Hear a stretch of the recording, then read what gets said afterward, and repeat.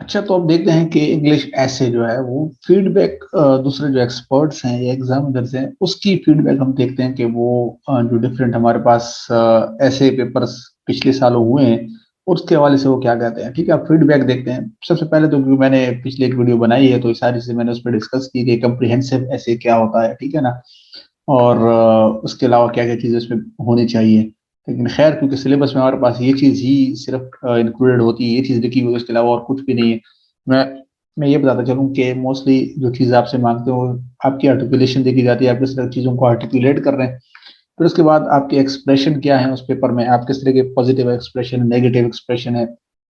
फिर उसके बाद आप जो उसकी टेक्निकल ट्रीटमेंट है, आपको उसको ट्रीटमेंट फॉर एग्जांपल किस तरह आप आर्गुमेंट्स को और जो आपकी लॉजिक्स हैं, किस तरीके से आप उसको यूज़ कर रहे हैं, आपके आइडियाज़ किस तरीके से फ्लो कर रही हैं, आप सबसे पहले सजेशन दे रहे हैं, आपके पहले रीज़न बता रहे हैं, आप कॉजेज़ बता रहे हैं। तो सारी चीज़ें एक टेक्निकल ट्रीटमेंट की उसमें आती हैं स्फीयर में, ठीक है? अब देखते हैं कि जो डिफरेंट एग्जामिनर्स की जो रिपोर्ट्स हैं वो क्या कहती हैं, ठीक है। ओवरऑल तो ये ही कि हाइलाइटिंग वीकनेसेस वगैरह कॉमन मिस्टेक्स जो है ये चीज़ों पे हमारी फोकस रहेगी और ये चीज़ें जो एग्जामिनर है उन्होंने भी ये चीज़ें हाईलाइट की उसमें से। आइए देखते हैं मजीद के 2014 के पेपर में सबसे पहला जो हमारा पेपर है उसमें वो क्या कहते हैं।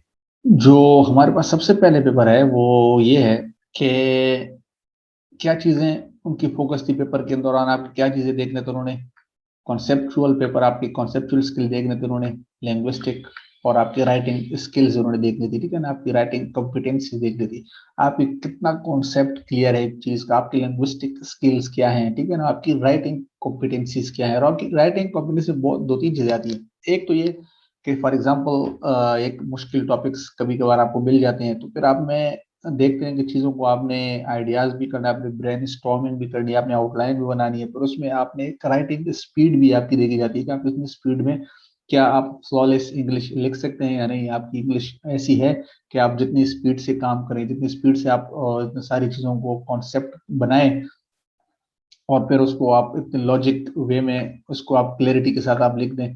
तो राइटिंग कॉम्पिटेंसीज में ये सारी चीज़ें आती हैं और उन्होंने ये चीज़ों टारगेट की हैं, conceptual, linguistic and writing competency.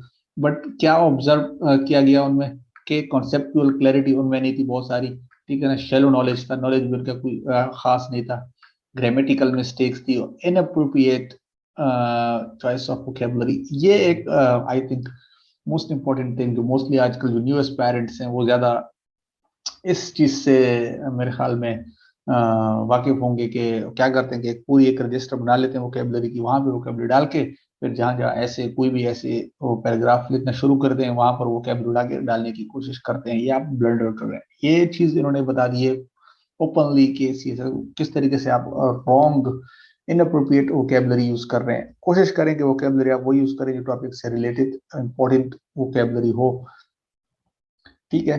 फिर उसके बाद आती है आपके पास स्टेरियोटाइप आंसर। स्टेरियोटाइप का मतलब क्या है कि फॉर एग्जांपल जब आप न्यूज़पेपर पढ़ते हैं ना, न्यूज़पेपर न्यूज़पेपर में सिवाय ओपेड ओपिनियन जो ओपेड है, ओपेड सेक्शन इसको हम कहते हैं, ओपिनियन और एडिटोरियल, उसके अलावा आप पूरे न्यूज़पेपर में जहां भी आप देखेंगे ना मेजोरिटी आपको पोर्शन ऐसे नजर आएंगे जो पॉलिटिक्स बेस्ड होंगी, पॉलिटिक्स बेस्ड। आपको लगेगा कि जैसे मुल्क कैसा हुआ, रीजन ये है, रीजन वो है, आपको एक खास नॉलेज नहीं मिलेगी। और फॉर एग्जांपल कहते हैं कि आप पाकिस्तान में करप्शन है, ठीक है ना, इंडिया में करप्शन है और बाकी जो कंट्रीज है वहां पे करप्शन है, तो आपने भी लिखना शुरू कर दिया करप्शन है, करप्शन है। हाँ, अगर ये आपको लगे फॉर एग्जांपल जो साउथ एशिया है, या आपको लगे कि आपने कहीं पढ़ लिया वेस्टर्न न्यूज़पेपर में कि चाइना जो है वो अच्छा मुल्क नहीं है फॉर एग्जांपल, तो आपने भी लिख दिया कि चाइना अच्छा मुल्क नहीं है। तो क्या है, एक स्टीरियोटाइप है, आपने एक प्रूफ चीज प्रूव नहीं की, बस जो चीज आपने पढ़ ली डायग्राम आपने लिख दी,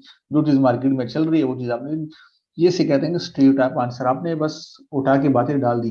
फिर उन्होंने क्या किया, नॉर्म्स ऑफ कन्फ्रोंटेशनल डिस्कोर्स, कन्फ्रोंटेशनल डिस्कोर्स को उन्होंने फॉलो नहीं किया, मतलब आपने बस एक ही तरफ की बात उठाई और डाल दी।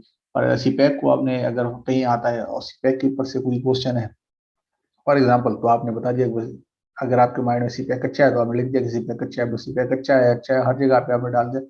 आपने उसको ये नहीं बताया कि सीपैक अच्छा है। और कुछ लोग ऐसे भी हैं जो कहते हैं कि सीपैक अच्छा नहीं है, और अगर अच्छा नहीं है तो आपने वो क्यों अच्छे नहीं है, ठीक है, वो क्यों उनको लगता है कि तो आपने सारी चीजों को डिस्कस करना है, क्रिटिकली एनालाइज करना है, और ये चीज बार बार आएगी इस पूरे जो हम 4 साल की जो एग्जामिनर रिपोर्ट पढ़ेंगे और आगे फिर एग्जामिनर एनालिसिस पढ़ेंगे, क्या चीज़, ये चीज़ आपकी मोस्ट इंपॉर्टेंट है, ठीक है ना।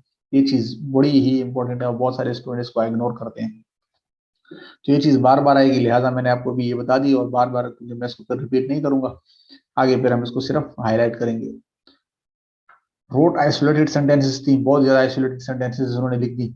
आइसोलेटेड सेंटेंस का मतलब क्या है कि एक बात आपने लिख दी कि पाकिस्तान की इकोनॉमी अच्छी नहीं है, थोड़ी देर बाद फिर आपने लिख दिया कि पाकिस्तान की गवर्नेंस सिस्टम अच्छी नहीं है, उसी एक ही पैराग्राफ, गवर्नेंस सिस्टम अच्छा नहीं है। वही पैराग्राफ, गवर्नेंस अलग चीज है, इकोनॉमी अलग चीज है।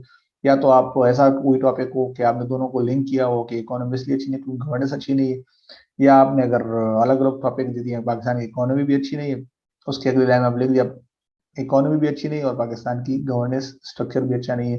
तो ये अलग अलग चीजें हैं, या तो आप अलग अलग पैराग्राफ बना दें, या तो कोशिश करें कि ये पैराग्राफ एक ही सेंटेंस तक लिमिट कर दें। ये पैराग्राफ, या चाहे तो आप इकोनॉमी पे लिख दें, चाहे तो आप गवर्नेंस पे लिख दें, ठीक है ना। दोनों चीजें एक ही में नहीं आ सकती, अगर एक भी है तो ये फिर आपको यही आएंगी कि आइसोलेटेड सेंटेंसेस, एक सेंटेंस कुछ और कह रहे हैं, दूसरे सेंटेंस कुछ और कह रहे हैं, ठीक है ना।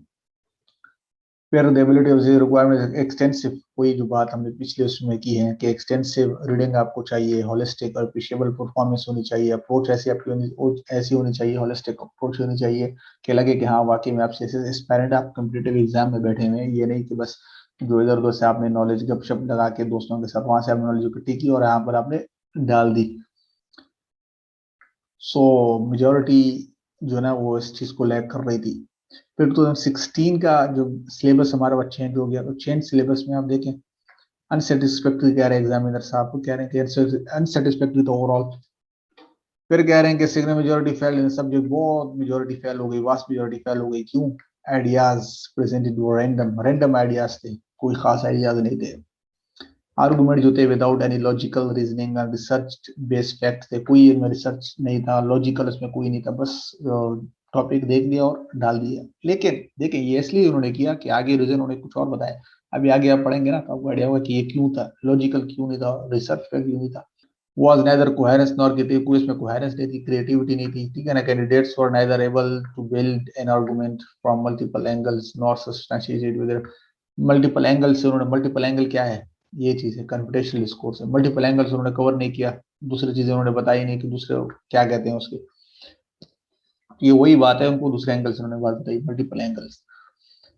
फिर द ऑनलाइन ऐसे वाज नॉट प्रॉपर्ली स्ट्रक्चर्ड, उसकी जो ऐसी थी ऑनलाइन आउटलाइन जो थी वो भी एक अच्छी तरीके से स्ट्रक्चर्ड नहीं थी, उनको स्ट्रक्चर सही से नहीं किया, उनका आउटलाइन भी सही से नहीं बनाई।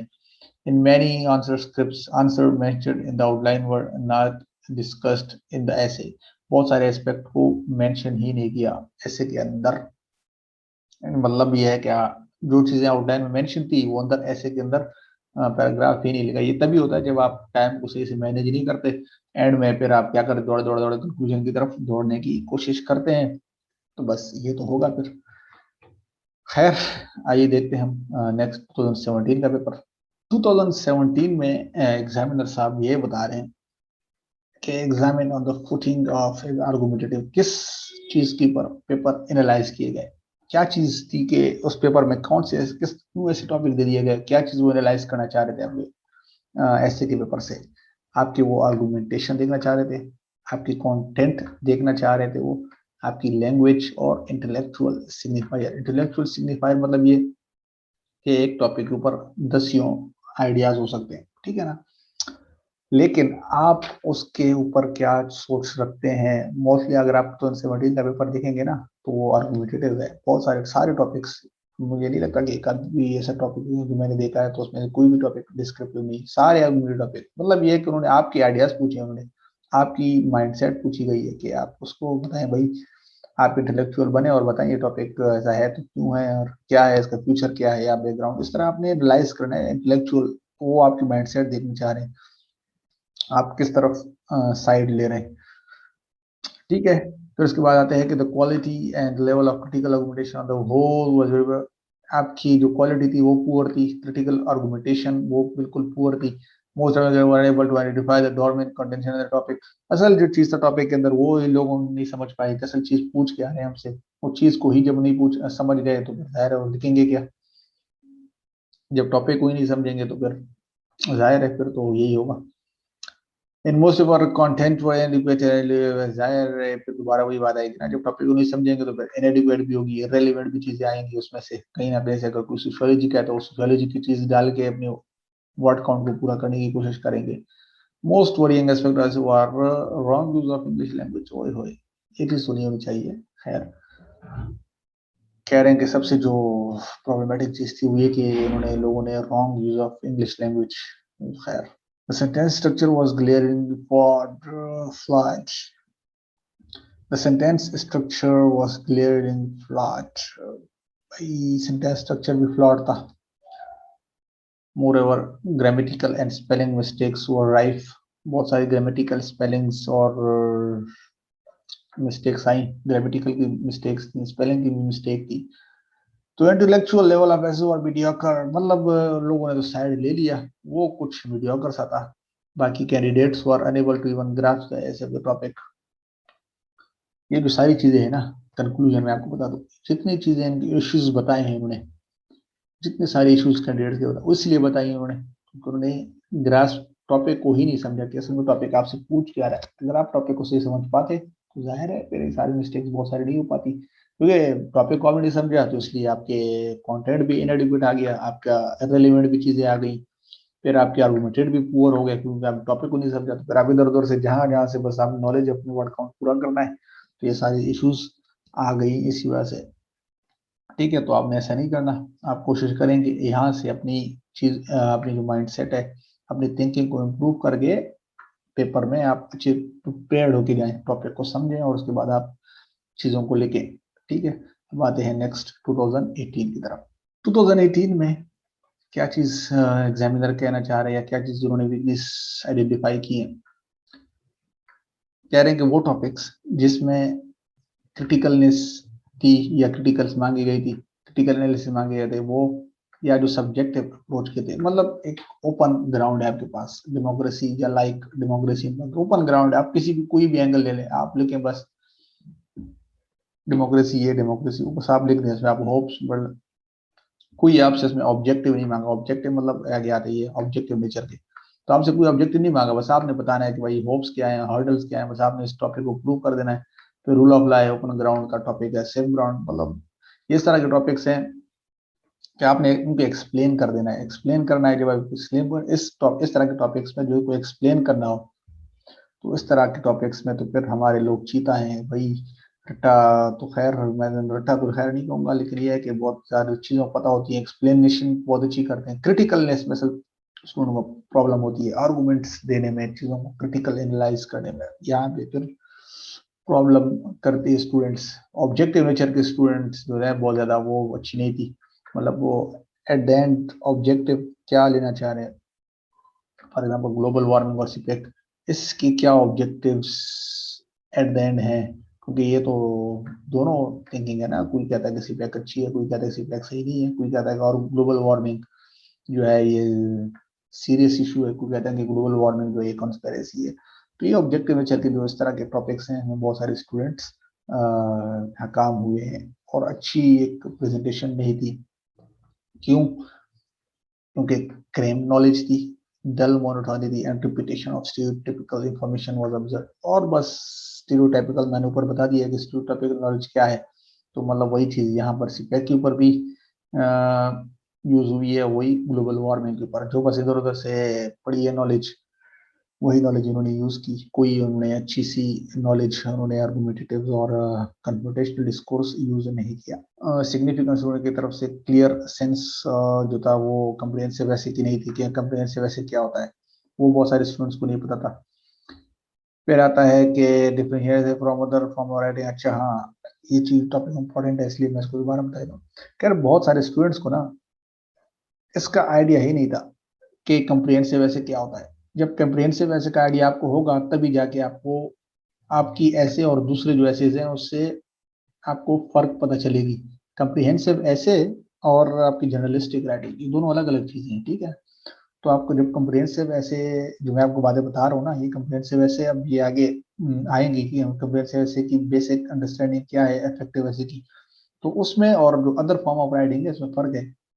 जो कुछ लोग होते हैं कहते हैं यार मेरी इंग्लिश तो ऐसी है, मैं एक्सपर्ट हूँ, मैं मतलब ऑक्सफोर्ड का पढ़ा हुआ, मेरी इंग्लिश तो ऐसी है वैसी है, तो अगर उसको ये कम्प्रिहेंसिव ऐसे की अंडरस्टैंडिंग में नहीं है, तो जाहिर है फिर सीएसएस तो फिर ख्वाब ही रहेगा, कि जब ऐसे नहीं होगा तो फिर कुछ भी नहीं हो सकता।